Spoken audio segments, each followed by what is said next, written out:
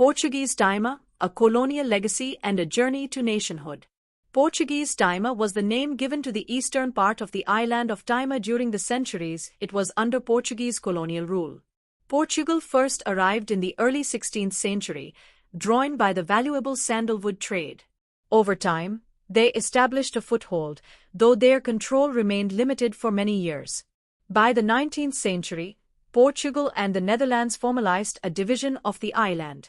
The 1859 Treaty of Lisbon split Timor into two parts. The Dutch controlled the west, and the Portuguese retained the east, what we now know as Timor-Leste.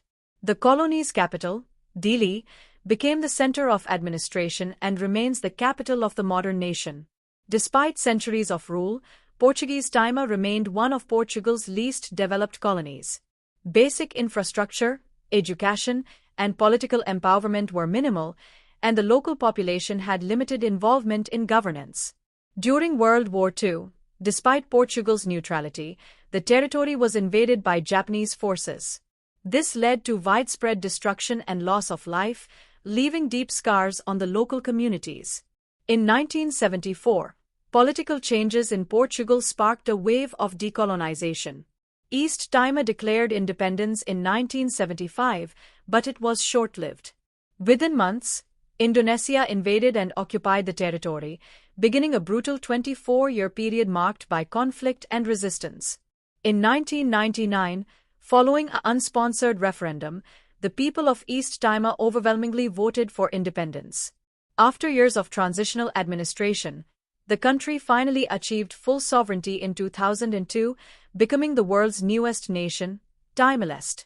Today, the legacy of Portuguese Timor lives on, in language, culture, architecture, and collectible items like coins and stamps that reflect a unique colonial heritage.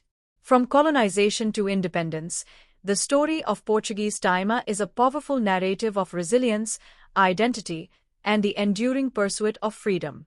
The currency journey of Portuguese Timor. The story of currency in Portuguese Timor mirrors the territory's complex colonial history. In the early years, like in the rest of the Portuguese Empire, the real was the standard currency.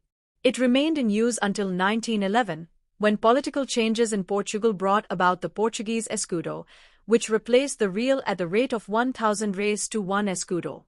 For decades, Portuguese Timor used the escudo, relying largely on imported coins and notes from Portugal. But in 1959, a significant change came. The colony introduced its own currency, the Timorese pataka. This new unit was pegged to the escudo and came with its own locally branded coins and banknotes, reflecting a greater sense of administrative identity within the Portuguese colonial framework. The Timorese pataka was divided into 100 avos, and coins were issued in denominations ranging from 10 avos to 5 patakas. Banknotes issued by the Banco Nacional Ultramarino featured denominations from 1 to 100 patakas and bore the name Timor, along with colonial emblems. These issues are now prized collectibles, offering a tangible glimpse into the island's colonial past. However, the pataka's life was short-lived.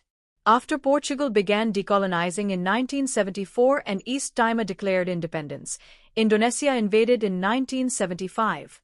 By 1976, the Indonesian rupiah had replaced the pataka as the circulating currency, marking another shift in the region's economic identity. It wasn't until 2002, after a long struggle for sovereignty, that Timor-Leste regained full independence. This time, the country adopted the US dollar as its official currency, aiming for economic stability and global connectivity. Today, the coins and notes of Portuguese Timor serve not only as collectible relics but also as silent witnesses to the island's turbulent path from colonialism to nationhood.